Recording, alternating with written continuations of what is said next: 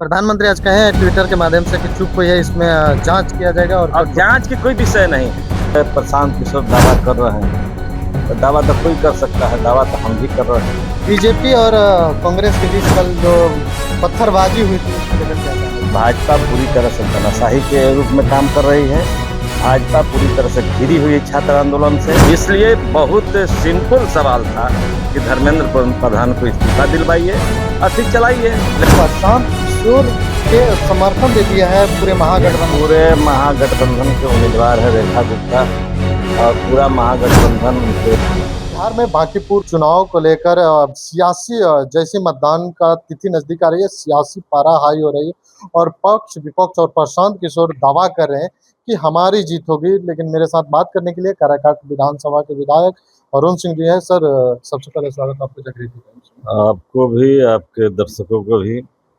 देखिए, सवाल जो पूछ रहे हैं, अभी तक जो बांकीपुर का चुनाव रिजल्ट सामने रहा है करीब 30 सालों से, तो उसमें भाजपा जीतती रही और महागठबंधन सेकंड पोजीशन बनाए हुए है। तो हमको लगता है कि इस चुनाव में भी वही स्थिति सामने दिख रही है। अब प्रशांत किशोर दावा कर रहे हैं, तो दावा तो कोई कर सकता है, दावा तो हम भी कर रहे हैं कि हम जीतेंगे। लेकिन प्रशांत किशोर एक ही सूरत पर लड़ाई में आ सकते हैं जब भाजपा के जो अंदरूनी वहाँ कलह है, जिसको सब लोग देख भी रहे हैं, तो वो कलह को और चौड़ा करने में प्रशांत किशोर सफल होते हैं, तो प्रशांत किशोर भी तीसरे कोण बनाने में सक्षम हो सकते हैं। यही अभी बांकीपुर का स्थिति है। रेखा गुप्ता लगातार मैदान में है और उनके पीछे एक बड़ी संख्या में इन महागठबंधन के नेता और महागठबंधन के समर्थक या वोटर का है तो पीछे है। लेकिन एक नैरेटिव सेट किया जा रहा है कि प्रशांत किशोर के समर्थन दे दिया है पूरे महागठबंधन के उम्मीदवार है रेखा गुप्ता और पूरा महागठबंधन उनके माने जीत के लिए लगा हुआ है, उनके प्रचार में लगा हुआ है। ये हमारा फर्ज भी है कि हम अपने उम्मीदवार को जिताने के लिए लगे रहे हैं।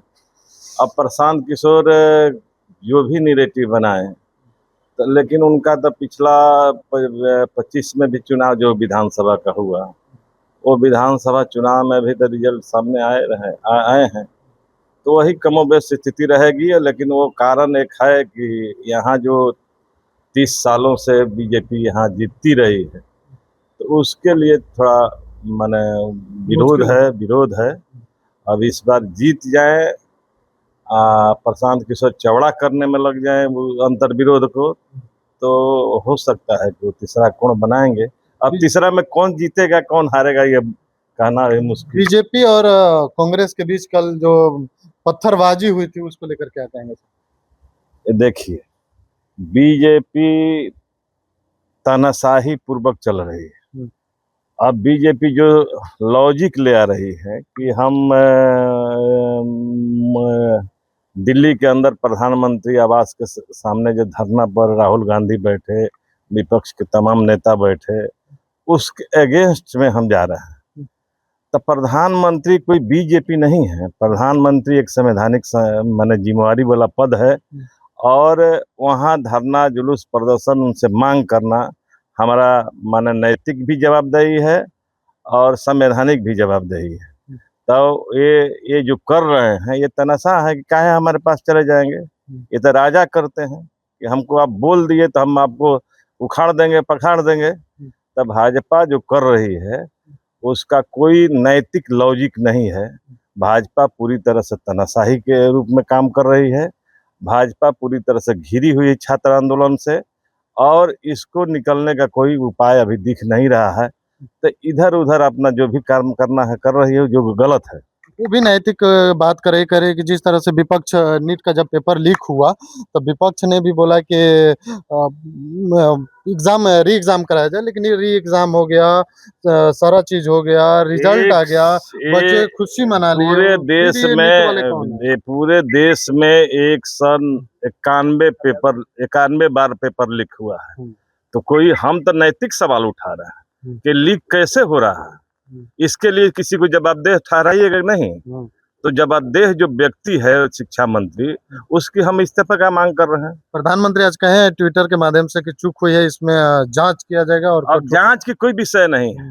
भविष्य जो खराब हो गया बच्चों का, इसका कोई जवाबदेही लेगा। इसको जवाबदेही लेना होगा ना सरकार को। इसलिए बहुत सिंपल सवाल था कि धर्मेंद्र प्रधान को इस्तीफा दिलवाइए और फिर चलाइए, लेकिन ये तक सरकार ये भी नहीं करना चाहती है। वो तो कह रहे कि भाई हम तो इस्तीफा देना जानते ही नहीं है। लोग लड़े हुए हैं, अब पूरे देश में इसका विरोध है। कल पटना में भी इसका विरोध हुआ, छात्र लोग सड़क पर आए। ये कोई किसी एक पार्टी का विरोध है?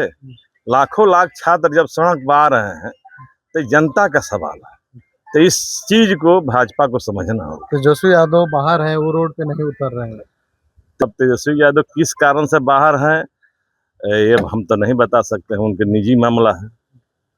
चलिए, हमने बात किया काराकाट विधायक अरुण सिंह से। इन्होंने तमाम सवालों पे जवाब दिया, लेकिन पूरी बातचीत को आप किस तरह से देखते हैं कमेंट करके बताइए। बकाया से तमाम खबरों के लिए बने रहे जागृति टाइम्स से। अंकित कुमार की रिपोर्ट, पटना।